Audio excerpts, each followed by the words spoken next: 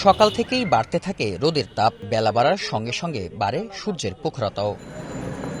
গরমের তীব্রতায় খুলনায় ছোট বড় সবার হাঁসফাঁস অবস্থা। একই চিত্র ঝিনাইদহ, যশোর, কুষ্টিয়া, সাতক্ষীরা সহ বিভাগের অধিকাংশ জেলায়। দুপুর ১টা পর্যন্ত বিভাগের সবচেয়ে বেশি তাপমাত্রা রেকর্ড করা হয় চুয়াডাঙ্গায় ৩৯°C। এছাড়া যশোরে ৩৭.২, সাতক্ষীরায় ৩৬.৮, খুলনা ও কুষ্টিয়ায় ৩৫.৬°C তাপমাত্রা রেকর্ড করা হয়েছে।